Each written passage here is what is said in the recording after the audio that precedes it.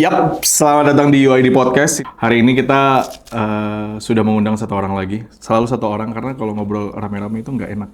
Jadi hanya undang satu aja biar obrolannya bisa langsung to the point. But before we reveal who is our speaker today, I want to give you satu gambaran aja tentang kegiatan yang I'll say ini cukup ekstrim. Oktober 2021, Gurun Sahara di Maroko. Suhunya sampai 52 derajat Celcius. Of course karena gurun, jadi pasirnya di mana-mana. Nggak ada tempat berlindung. 672 peserta memulai perlombaan lari yang paling ekstrim di dunia. Dan hampir separuhnya nggak berhasil finish. Dan ada satu orang yang meninggal dunia. Nama perlombaan itu adalah Marathon des Sables. Dikenal sebagai salah satu lomba lari paling berat dan paling berbahaya di dunia. Totalnya ada 254 km yang berhasil ditaklukkan oleh pembicara kita hari ini dalam waktu 53 jam. Langsung aja kita sapa Pak Omar. Selamat datang Pak Omar. Thank you. Apa kabar Pak? Baik. Alhamdulillah baik. It was 5 years ago, right? Yes. It was, it feels like a lifetime. But I thought that the experience is, for me personally, was an experience of a lifetime. Jadi, I'm glad that I did it and I completed it. So, it was special. Setelah 5 tahun yang lalu, ada lagi nggak Pak yang Ada. Ada lagi? Tapi nggak ekstrim itu? berat itu. Jadi, Marathon des Sables itu something yang one day saya pernah lihat di TV. I think it was maybe 2013 in BBC. Jadi Marathon des Sables itu selalu diadakan waktu Easter. Jadi Easter weekend, jadi somewhere around March, April. And saya lihat these people on the BBC program, they were running in the Sahara Desert, 250 kilometers. I was thinking, gosh, these people are crazy. And the other thing that was on my mind was, that's impossible. 2013. And then I find myself a couple years after that being on the start line and doing this thing. And bagi saya itu, it was the journey of getting there. And it was not something that is a straight line. It was wanting to do it, chicken out, backing out, and then doing it again. So I'll tell you more of the story about it, but basically it was the first time yang saya lihat lomba itu tahun 2013.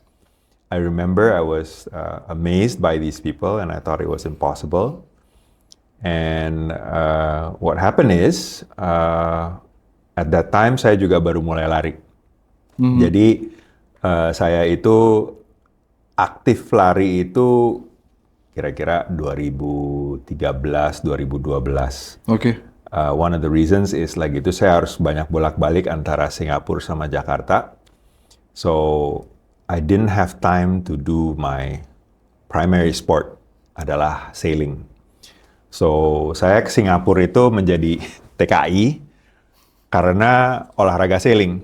Jadi saya ke Singapura itu tahun 2003. You were still a baby.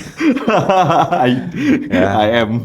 Yeah, so and when I came there, itu gara-garanya saya ketemu sama orang di pertandingan in Thailand, and he was an Olympic sailor. Okay. And I told him, his name is Dr. Ben Tan. I told him, Ben, I would like to be the best sailor in Indonesia. And Ben said, well, you have to train with a bigger fleet. You have to train with better people, so you become a different standard and you raise up. Okay, that was in 2002. So a year later, I moved to Singapore, technically without a job. So I just moved there, and fortunately ada orang yang ngasih kerjaan. And between 2003 until 2008, so about 5 years, I was in the national team, in the Singapore national team. Tapi karena saya bukan orang Singapura, jadi I was what's called a sparring partner. Okay. So, you know, those people, the boxers beat up. So I was sailing as competitors with them. Okay. And a lot of those kids were much, much younger than me. Jadi SMA mungkin kelas 3, kelas 2. So I did that for 5 years, and that was the reason why I went to Singapore. So initially, saya pikir dulu di Singapore will be like 3 years, 4 years. And now it's 23 years, and I'm still there. For a long time, yeah, my furniture was the cheapest furniture, which is in IKEA. You get a lawn furniture, jadi yang buat taruh di luar. So inside my apartment was outdoor furniture because it was cheaper. But yeah, and then around 2011, 2012, saya harus bolak-balik Jakarta, so I couldn't sail anymore. Karena sailing itu kan on the weekend. Yeah. And then makanya saya pick up running, karena lari saya bisa di Jakarta, bisa di Singapura. Dan bisa hari apa aja? Well, yeah, bisa hari apa aja, and you don't need to go somewhere. You can just go anywhere and start running. Long story short, my sailing career itu I never became the best sailor in Indonesia, but I ended up in Singapore, and that was one chapter of my life of doing that. But yeah, it was something which eventually akhirnya saya ikut satu sailing team lagi, and I became Singapore became number 4 in the world. With the Singapore team. Jadi ada satu kapal namanya J24, the largest keelboat fleet in the world. And in 2016, we were competing in the World Championships and became number 4 in the world. So the highest Singapore has ever gotten. 2016. 2016. So Kalau dilihat berarti 2003 sebenarnya udah mulai sailor. Terus habis itu kayak 2013 mulai change untuk yaudah kayaknya lebih easy lari aja deh gitu. And then 2016 you join the competition. So, yeah, I train. Jadi 2016 itu karena tidak sendirian. Jadi dulu kelas layar saya itu namanya laser atau and it's an Olympic class. It's a one boat, one man. Okay. It is the most competitive sailing class in the world. And then yang 2016 itu it was a team. So, and that was the first time in my entire life I did a team sport. Selalu kalau lari kan sendirian, sailing di kapal itu sendirian. You make your own decisions, you do your own thing, and everything is all about you. And then I joined the sailing team, and for the first time ever, I realized that this is what a good team is like. Because on the boat, we were so good. The whole of Singapore, we were champions for many, many years. Karena udah gak ada lawan lagi gitu. We were too fast. And in a boat, you have several functions. So in the boat that I was sailing in, there's 5 people in there. What did you do there? I was called the bowman. The bowman is bow in a boat. The front is the bow, and then the back is the aft. So the bowman is the first guy in front. So I'm in charge of the sail that looks like a balloon, which is called the spinnaker. I'm in charge of making sure the boat doesn't cross over the start line too early. A lot of, actually the bowman is yang paling basah, yang paling kedinginan, yang paling sering jatuh is the bowman. Because the guy who drives the boat is the one in the furthest back. Okay. Yeah. So he invited me to join the team because kita dulu we were competitors on the single man boat. Okay. What I was going to tell you about the team was we were so good that we never shouted on the boat. Jadi when you have perfect clockwork teamwork, everybody knows what they're doing, and it's like everybody is in sync. It's just silence, and you put your hand here, and talinya udah dikasih sama orang. And it is just magical. If I think about it right now, it's like, wow, I can't believe that I have achieved that kind of I would say perfection, and we train so hard. We train a lot, and what's interesting is we didn't come from the same background. So I was a banker. The skipper is a shipping manager. My trimmer, the one who controls the trim of the sail, is a school teacher. Wow. And then the skipper's wife comes in, and she's a housewife. And and we were all. Another guy that was there was a marina manager. So we all came from different backgrounds. Jadi we trained so hard. So on a weekend we could be training like 4 or 5 hours. Abis itu udah, there's no social life. We don't hang out with each other. There's nothing in common with each other. And then abis pulang, bubar gitu. But when we're on the boat, wow, we were one. We said that, okay, we're gonna win. We're gonna do everything perfect, and it was just clockwork. So this is where I learned that in a team, it doesn't matter what your background is. You don't have to be socially hanging out with them. But when you're on the boat, we had one objective. We wanted to cross the line first. And we had a rule on the boat. The rule was, once you cross the line, we leave everything on the boat. Jadi in the process of all this drama, kita lagi storm, kita lagi apa, orang bikin salah, nginjek orang lah, apa segala, all the crisis that's happening. But once we cross the finish line, We left it on the boat. left everything there. Jadi nggak ada namanya sentimen. Lo atau- tadi salah ini nih, nggak? No. We can review about what could be done better, but we were constructive. Tapi there's nothing personal. Now, this process of these 5 people becoming number 4 in the world, Number 4 in the world. yes, number 4 in the world, was a process yang ada orang masuk kru and then dia sakit hati, dia keluar apa.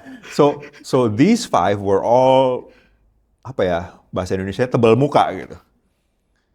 And I digress, but that was my first experience with teamwork. And that's, I think, worth sharing. Wow.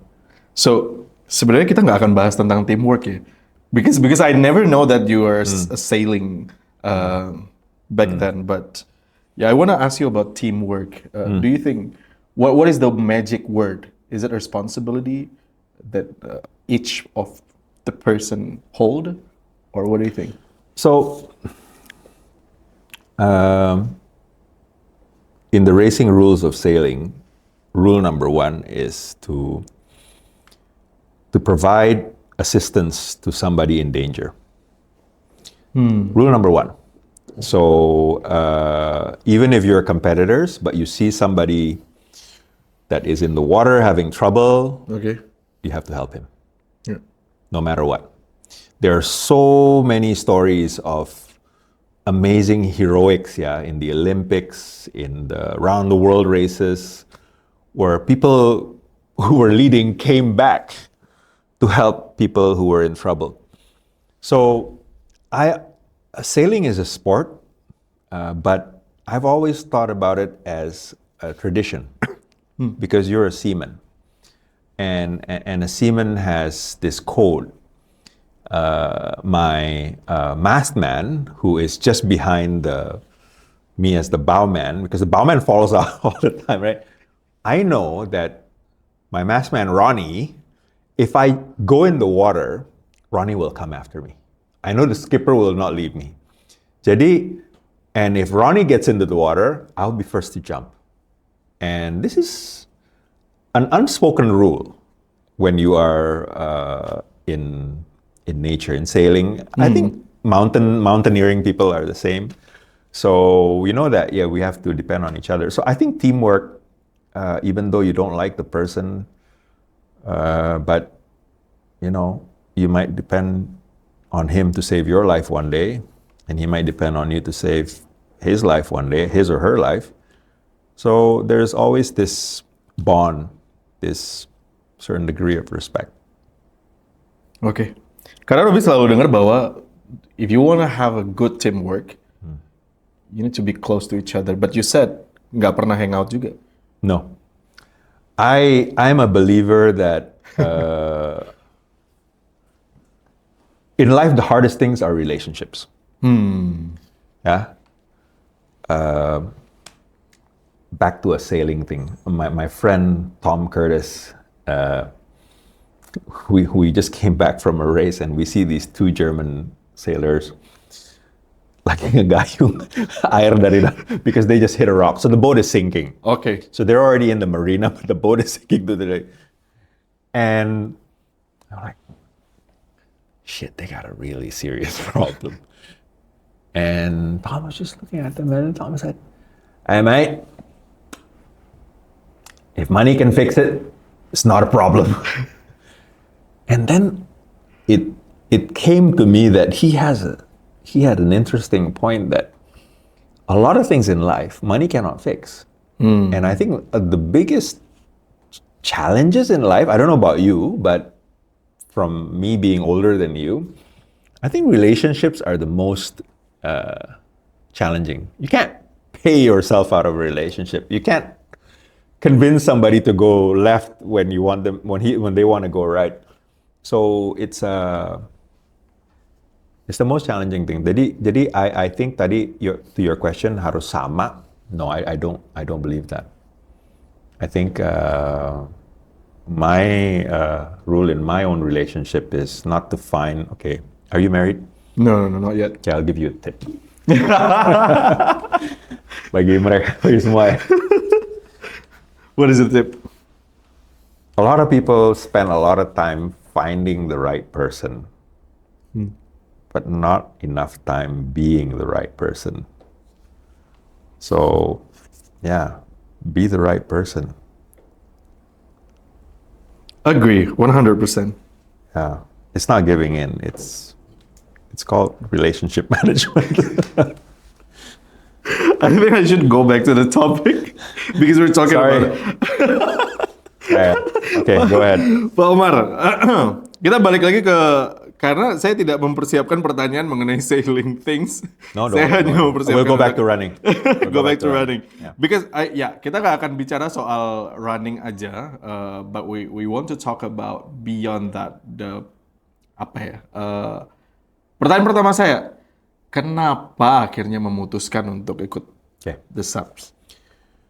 Jadi 2013, I saw the BBC news, and then on 2015, I went to London to do London Marathon. Okay. So I was with my cousin, and my cousin introduced me to this guy, and we were having breakfast together. I never met this guy. His name is Andy. Okay. And Andy lives in London. He works in London. And on the way to breakfast, Andy pakai tongkat. He was walking very slowly, and he kept apologizing. Sorry, I'm really slow. Okay, and we sit down, and so Andy asked me this question. So, what's your expected time to finish London Marathon? I said, oh man, I just want to finish. I have no expected. I just want to complete it. And he says, yeah, I did that several times. And then he doesn't look like he can run properly because tertatih-tatih gitu. Oh, okay. I also used to do Ironmans. So he did 5 Ironmans, the full Ironman. And one of the Ironman is the Kona Ironman, the one in Hawaii, which is the Ironman. I think you have to be top 2%, you have to be top in your country just to join. And I was looking at him, I was like, orang ini can barely walk and he's doing this. He said, oh yeah, I also did this thing called Marathon des Sables. That race in the desert. And then I was just blown away. Like, you did that one? And I remembered in 2013, I saw it on TV. Really? I was ngobrol soal itu. So Andy kena viral attack called GBS, Guillain-Barré syndrome, where it attacks the nervous system, and he was paralyzed. And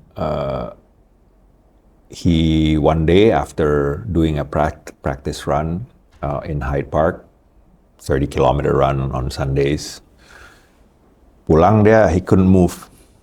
And so he called his friend, and they eventually at midnight, he went to the hospital, diantar ke rumah sakit. He never left the hospital. He only left the hospital 6 months later.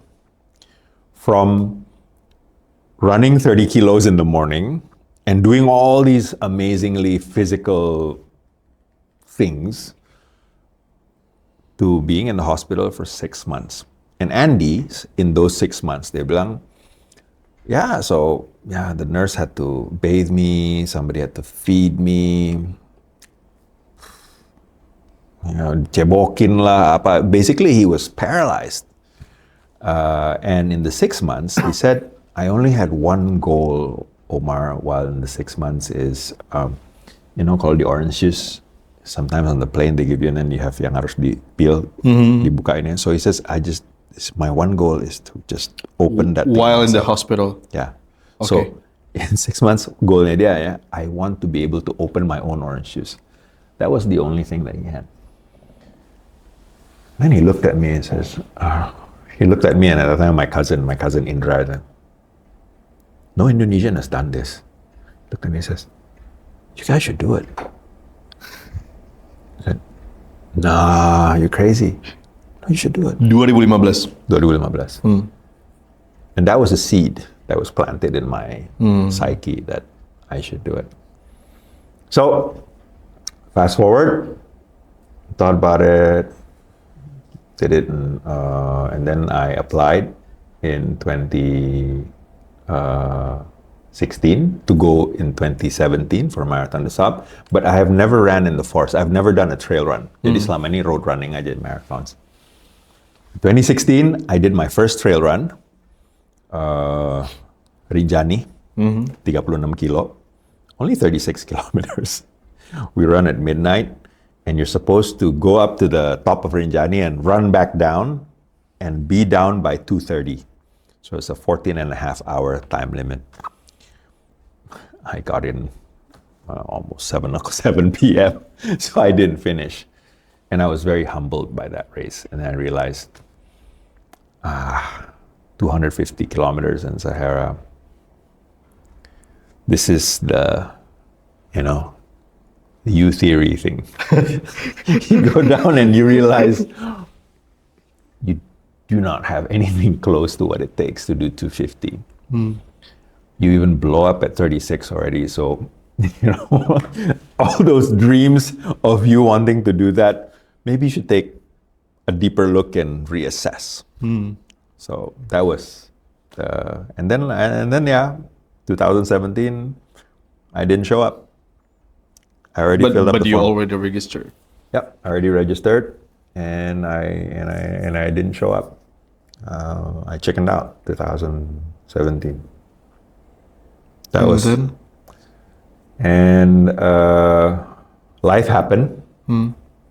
I was going through a lot of personal stuff that was difficult. So fortunately, karena udah niat mau ngerjain MDS ini, so I started doing trail running. Walaupun knowing that, MDS is just too challenging for me to do 250. Then I kept on doing, and I just started trail running. And then in 2017, I joined like 6 races. I only finished like 1. I kept failing and failing and failing and failing. Why? Why do you think it's happened? I'm too slow. I'm too weak.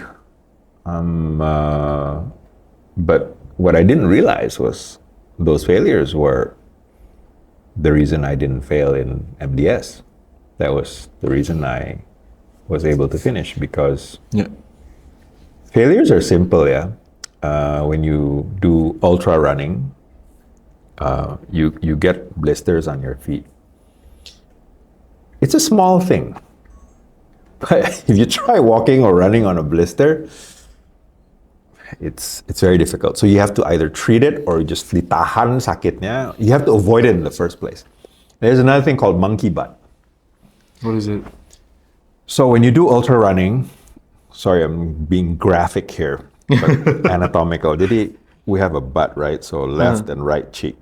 So what you don't realize is your butt keeps doing that. Yeah. Yeah.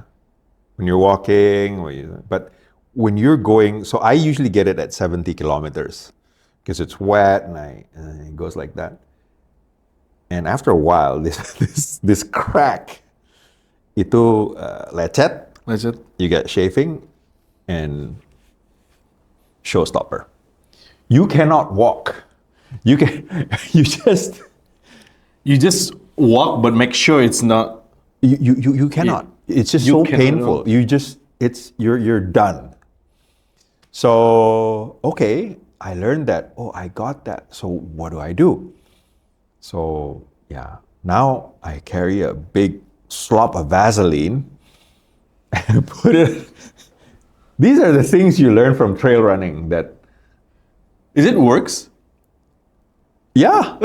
So when trail runners bring lots of Vaseline and they lube up their ass and your feet and whatever. So these are things that you learn from trail running. And then because of these failures, akhirnya saya tahu, oh saya lecetnya di sini, oh saya ininya di sini. Kalau nutrition saya telat makan, and then this is what will happen. So dari niat 2016 untuk ikut MDS 2017 dan mundur, berarti kan 5 tahun menuju 2021 akhirnya ikut beneran.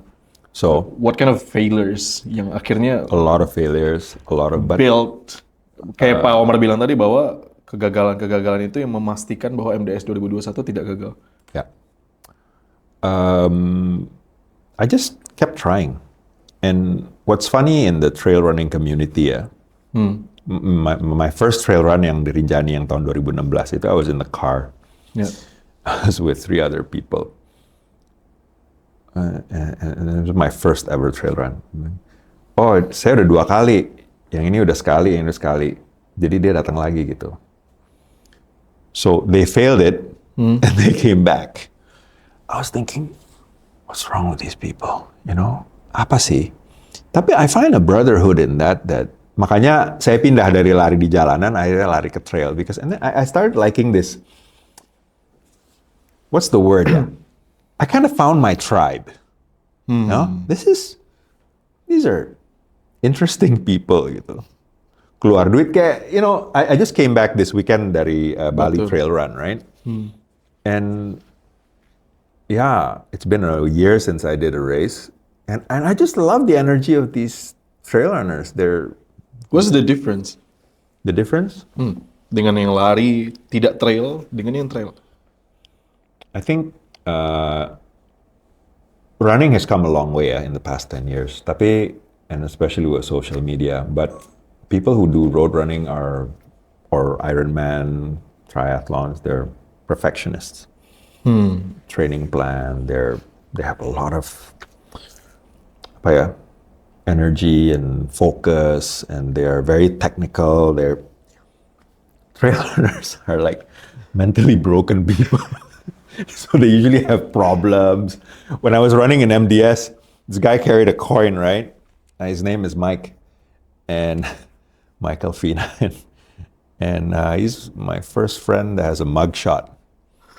So if I put up his name, there's a picture of him in the police station arrested because of drunken disorderly conduct.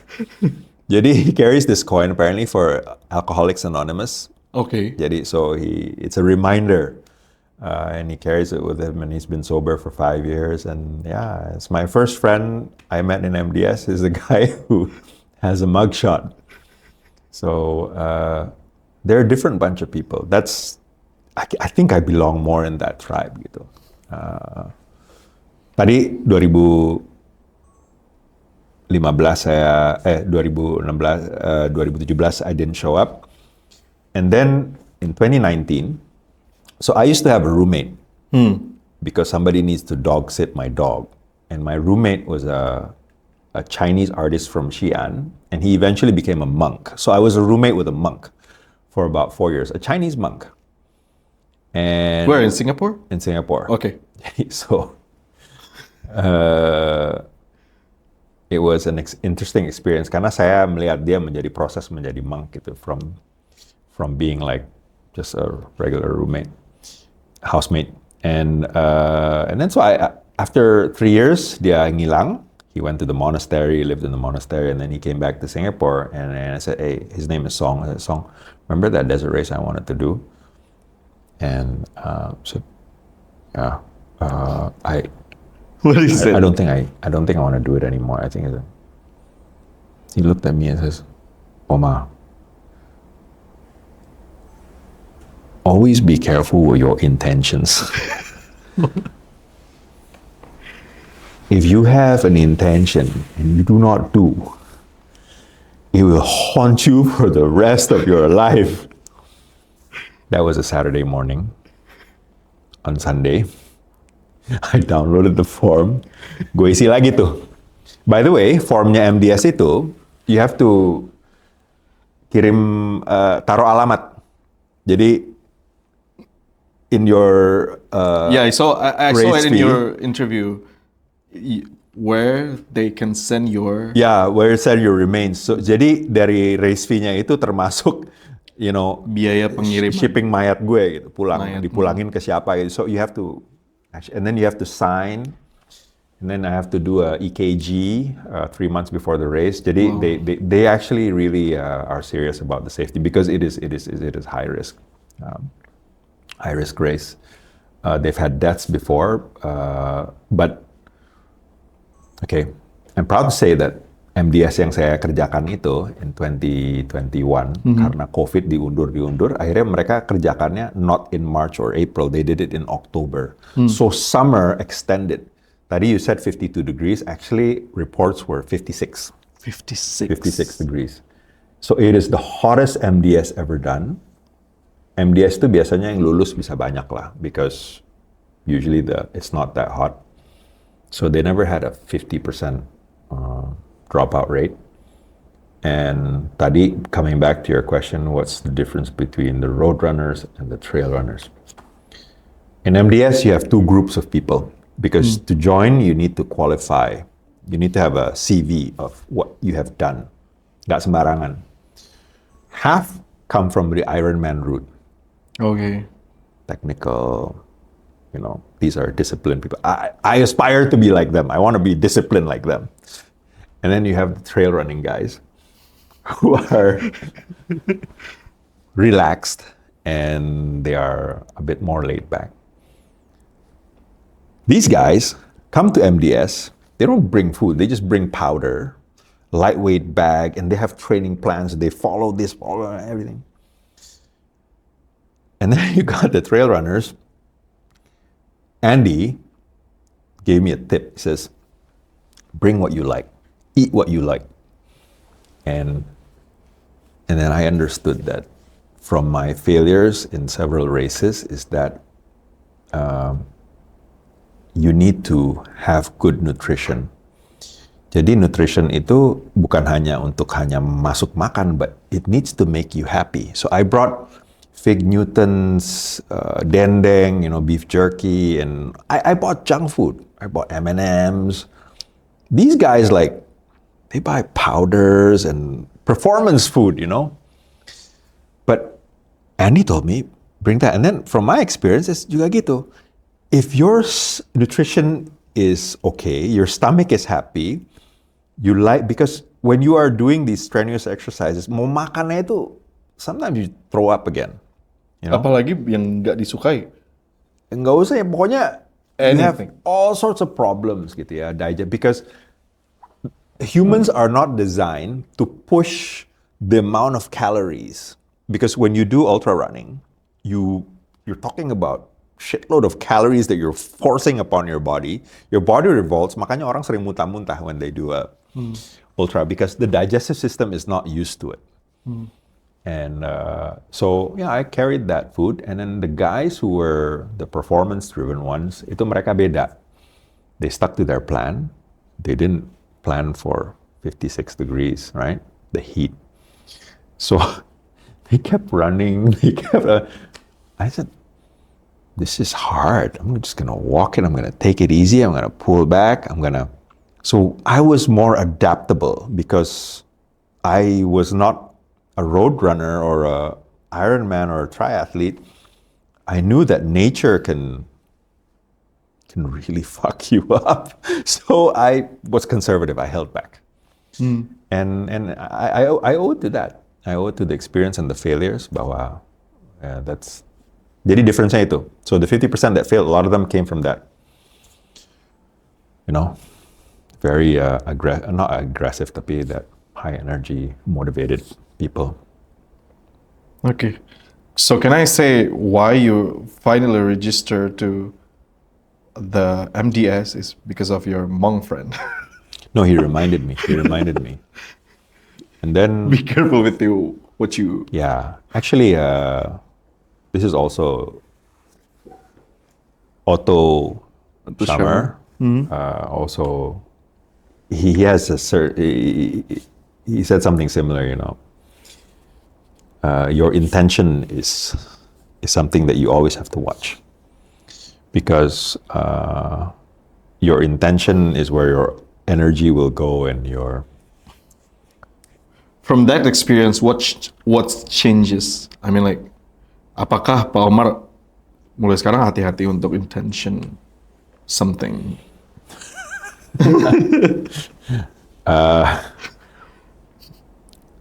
First of all, I learned that I think we have to pay attention to our peace of mind, well-being, happiness, and what drives us. If we don't have that, you won't have the energy to do MDS. Yeah. Because if you think about it, nggak usah MDS, it's just a simple marathon, gitu ya. It's stupid. Why would you want to do that? Cari susah gitu.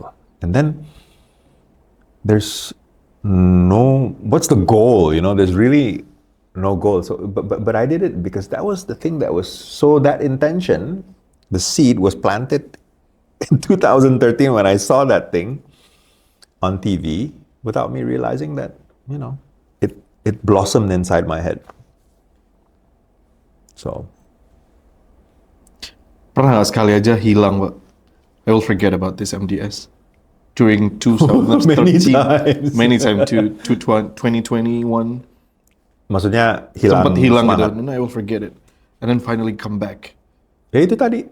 I signed up 2015, 2016. I did the race and I realized that, hilang 2017. Yeah, and then hidup lagi. But it's a process. It's a process. I don't consider myself to be a very disciplined person. I could be a lot better in that regards. But one of the things that I liked about running and endurance sports is when you sign up for something, kayak ini misalnya race di Bali and last weekend, it's only 30K. But I had to train for it because I knew that. So I like being trapped inside a plan. So your whole life can turn to shit.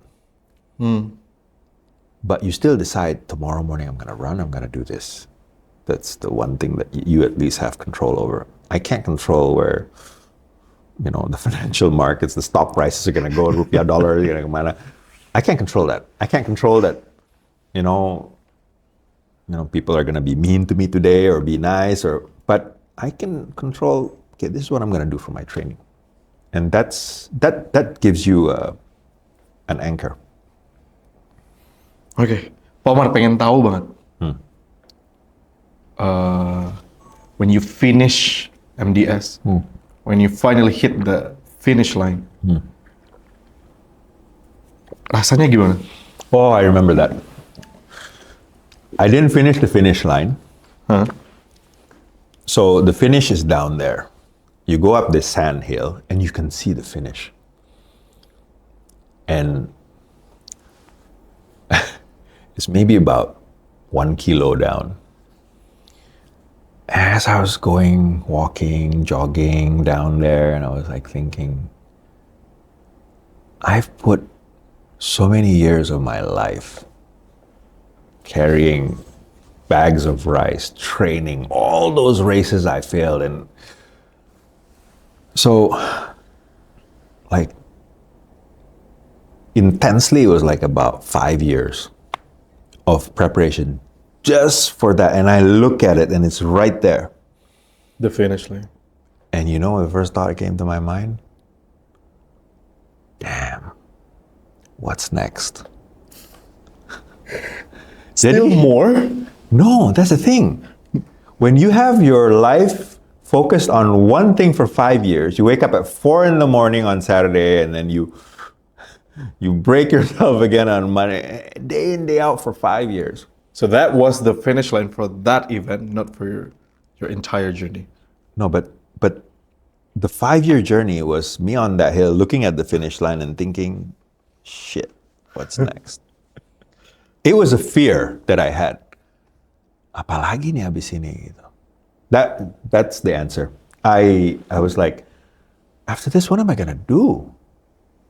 So after that whole 7 days in the desert, nggak ada toilet, pasir, tidur di tenda, panas, denger orang muntah semalaman, because people were having heat stroke, people getting sick. And then you go into a hotel room and they take you to this hotel, air conditioned, there's a stupid toilet there. I was sitting in the room. What am I gonna do? What am I gonna do today? Because for the past 6 days, I knew what I was gonna do.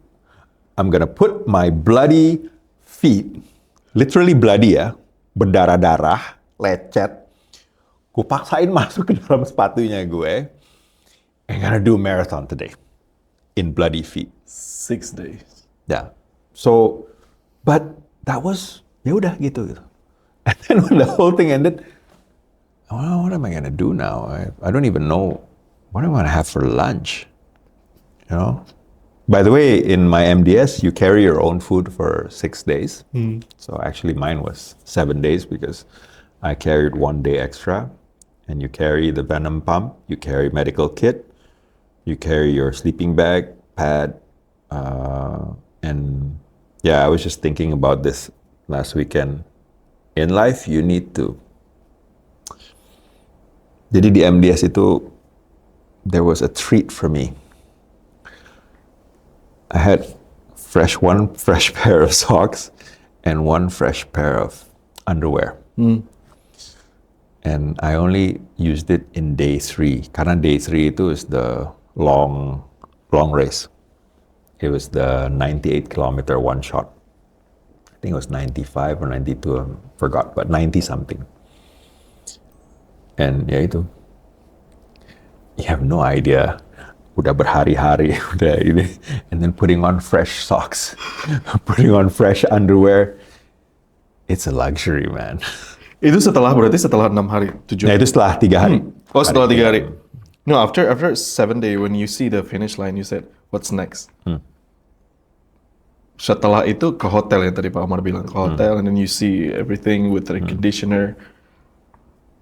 Apa yang akhirnya Pak Omar lakukan? Maksudnya kayak, ya... And go down and get some lunch. Get some lunch. Take a dump in a proper toilet. Take a shower. And just chill. Tapi it was like almost aimless gitu. Ngapain ya gitu. That was but I'm glad I did it. I felt fortunate because a lot of people, tadi 50% orangnya kan, they were also in the hotel. They were there before me, right? Yeah. Hating themselves because they didn't finish. But there I am. I'm not supposed to be finishing there, but yeah, so I felt fortunate as well. Kalau pernah takut nggak sih Pak? Takut. Especially for this MDS. Maybe before, maybe you already have like 3 days, and then after 3 days, you're afraid.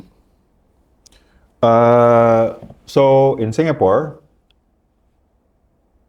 for my trail running, I actually run at night.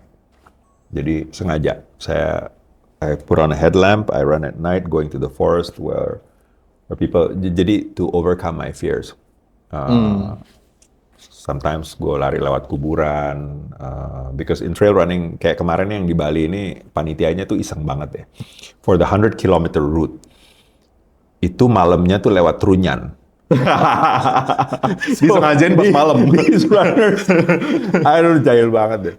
So I heard itu lewat Trunyan, but yeah, that's makanya kalau soal takut, of course, I have fear of heights.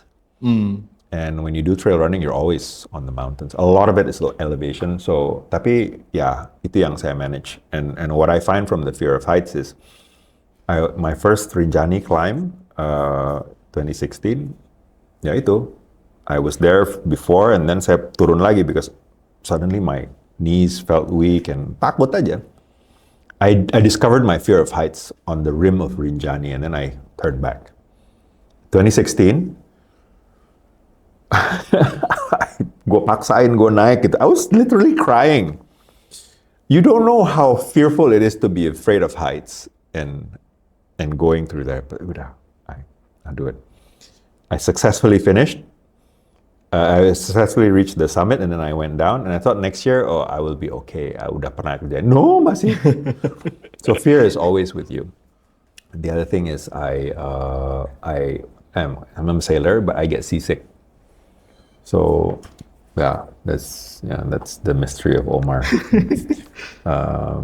But I don't want to have these things hinder my activities. So I try to overcome them. How? Just do it.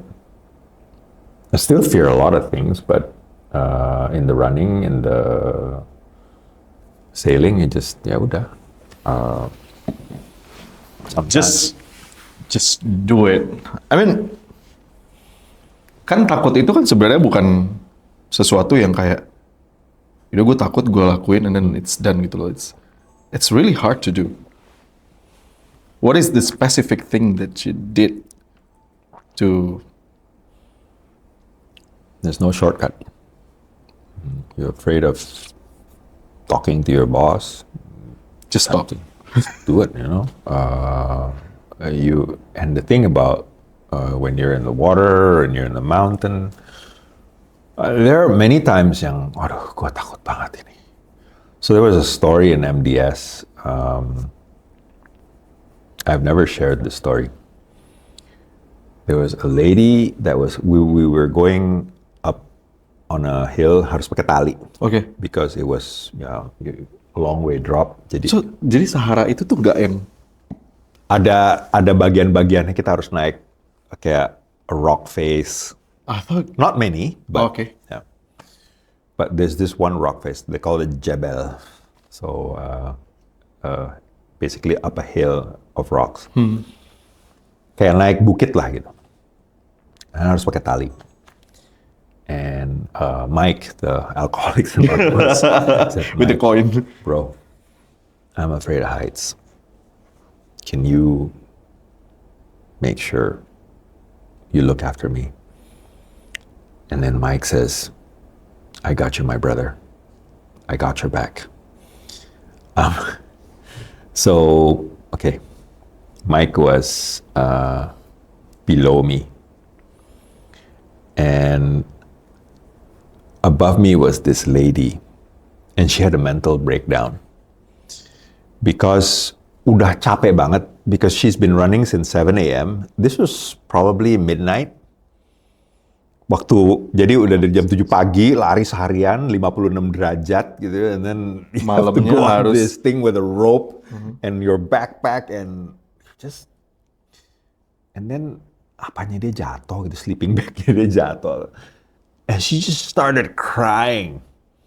She just started crying on top of me. She said, she's on the same rope as me and then she drops.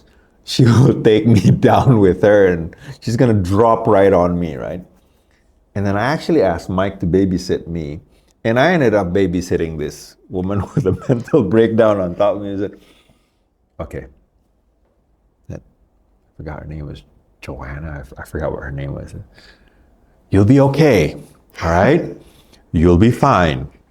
Take a deep breath. And padahal gue juga lagi takut gitu. But if I don't calm her down, she's gonna fall on top of me and we're all gonna go down. And yeah, And Mike is also under you. Mike is under me, but The same Mike was rope. pretty much useless because he was under me. Because he knew that I had a bigger problem because his problem was to babysit me, right? But now I got the baby needs to babysit a person with a mental breakdown. And yeah, fortunately, she stabilized, and then somebody got her sleeping bag, and then we climbed up, and she just broke down in tears. And I remember what she said. I'm a grandmother. So, rupanya dia, she was probably in her 50s, and then yeah, that's the only thing she could say. I'm a grandmother. Yeah, that was her low point in life. So yeah, fear is just have to do it. Just face it. There's no shortcut. John F. Kennedy said, right? Biggest fear is fear itself, right? That what he said? Yeah, people just fear itself, but actually. Oke, kita udah hampir 1 jam loh ngobrol, Pak Omar. Shit, sorry. Tapi sebenarnya Talk too much. no, we got a lot of things, right? Kalau mau di-shift sedikit soal pengalaman Pak Omar lari, which word you want to choose? Dedication or discipline or dream, whatever. Which one word that can describe everything that you have done? You don't want to hear it. What is it? I found that my core competency in life is an above average ability to eat shit.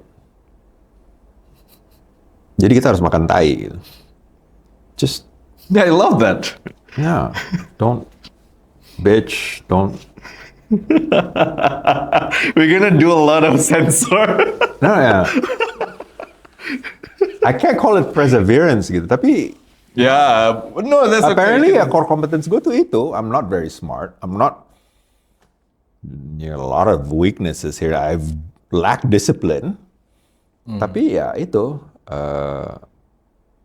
Apparently ya itu. Apparently I can. Yeah, you just have to take it. What is that one word? Eat shit. Sorry, it's 2 words. Maaf ya. You asked me for an honest answer. No, that's okay. That's okay. Jadi, if you finally one day in the future, maybe next week, maybe the next 3 days, you meet yourself in 2010. I did that exercise. Okay, 2010. What will you say to that person? To you, exactly. Wow, that's a hard one. Don't join the MDS. No, No. different. What is it? I'd say well done. Yeah, I think we have to be kind to ourselves. It's something that I think we don't that eating shit part also comes with a balance that you also have to be grateful. And balik why I did MDS, when I saw Andy cannot barely walk or like, and then I realized that these legs can work. I should just give it a shot and try. That was the reason why. And Andy had his moment. And then I realized that kita harus bersyukur bahwa kita masih bisa. And another thing that person said tadi, talking about the future, Robbie, I'll tell you in your face right now, today is your youngest day. You will never be younger than you are right now. So, this is it. This is the time. Today is your youngest day. You won't get any younger than today. I won't get any younger than today. So if you want to do something, Do it now. yeah. If you want to dream something, dream it now. And gak usah. Yeah, today is your youngest day. So do it. Speechless. Thank you, Pak Omar. My pleasure. My pleasure. But Thank this you. is ada pesan sponsor, so we want to talk about ideas. Oh, okay. Yeah, sure. because the call that we had probably a few days ago, Yeah. last week, you said something about ideas that you do. Yeah. Sensing. I'm the only one doing it. I don't think anybody. You want to share something about it, and then I don't probably know. you can connect it with the MDS. So dulu saya suka nulis mengenai pengalaman saya kalau ikut regatta, sail races gitu. And then waktu saya ikut ideas, I realized that there's this thing called sensing. Because the whole youth theory is about download, and then you have to go there. Bahasa Indonesianya belusukan lah, but you need to. What is actually going on? Yeah. And I got sick and tired of, first of all, gue masuk ideas itu was a administrative error. Those are big figures, right? I'm just a regular bank employee. When was it? What year? was 2011. Ideas number 3. Oh, okay. So I'm surrounded by all these prominent people. I'm just a bank employee, but di situ I learned that, in the whole ideas pack, we were told to go to that youth theory, to the process of getting to know something. Tapi akhirnya saya ambil di situ. And when you live in Singapore, everybody is fast paced, yeah. Yes. So people want answers, and one of the things that ideas taught me is to hold back and just listen and observe and not react as you are expected to. So I started doing sensing. I think I probably did like 10 or so or a dozen. The first person I sensed was Kang Yoto. I said, lagi buka bersama, I said, Kang Yoto, saya boleh ikut ke Bojonegoro nggak? Ngapain mas? Aku pengen ngikutin Kang Yoto aja. So saya ambil cuti, nanti, oh silakan. So I wrote about that. I don't know if you read it, but akhirnya saya ikutin Kang Yoto. Waktu itu masih bupati. Masih bupati. Masalah 2 hari ya. And the only time saya nggak ikut sama dia ya masuk ke kamar tidur karena dia masuk rumah. Tapi pagi-pagi saya udah di depan nganter dia ke rumah. Basically, I was just shadowing him. The whole thing was shadowing. And I wrote about that. And apparently, people liked it. Karena this guy from Singapore, banker, bukan orang pemerintah, orang apa, was giving an account of what is actually happening di pemerintahan. Orang ini siapa atau apa. And then I started enjoying doing it. Jadi I've done in sports, I've done in kemarin Kang Farhan sebelum dia jadi wali kota, and sering lah orang saya ikutin gitu. Guru SD di Bandung yang ngajarin olahraga gitu, saya pengen tahu apa sih anak-anak kecil olahraga, and it just became an enjoyment for me to learn things from people. So that's it. The sensing that you finally realize that ini oke nih untuk dilakukan. In what moment? Ya itu habis ngerjain Kang Yoto, and I realized that it's an enjoyment to learn gitu. I'll give you an example yang tadi soal guru SD yang saya sensing gitu. Di Bandung. For him it was just a phone conversation, ngobrol-ngobrol kayak begini gitu. Okay. And ternyata untuk meningkatkan olahraga di Indonesia, saya tanya sama dia, Kang, kalau ada cita-cita, ada 2 hal yang Kang ingin tuh apa? Oh, pengen satu lapangan yang gedenya segede lapangan basket aja gitu. Okay. Satu. And the other thing, pengen bola. So I said, how do you improve sports in Indonesia? More balls. Jadi cuma main bola. Jadi ngebayangin gitu, kita kan nggak ngerti ya bahwa anak kecil itu kalau misalnya dia ada muridnya 10, bolanya cuma 2, belajar ball handling 2, gantian lagi 2 lagi gitu. Ya guys, jadi cuma itu aja Kang? Iya, pengen bola aja. Soalnya kalau nggak, saya nanti dia main berdua itu dia harus ganti lagi, harus apa. Waktunya hanya terbatas untuk PE class. So you will never learn these things unless you actually go down and actually learn about it. And listen. Okay. Pesan sponsor udah? Sudah. Omar, last question. Yeah, so, sure. I get a lot of things about teamwork from your sailing and then your story about MDS. You met a lot of kind of person di sana. Share something that our listener can finally learn something about you from all the things that you have done. Kayak misalnya orang-orang yang akhirnya mau punya mimpi, orang-orang yang pengen niatnya sebesar itu gitu. Kan MDS is something that me personally, I cannot never imagine. Neither did I.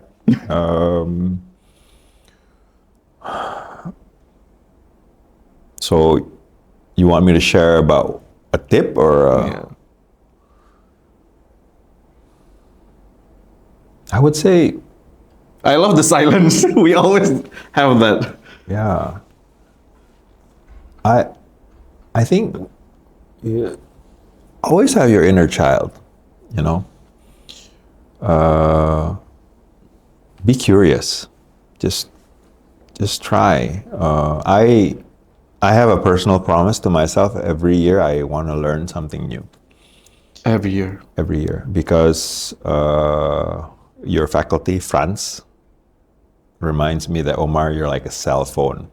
Software needs updating regularly, and I think he got that right. So, every year I try to learn something new. So, I think this year I was gonna learn to be a florist.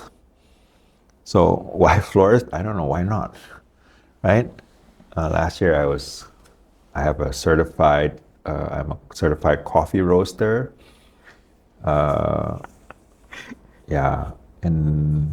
Learn life skills.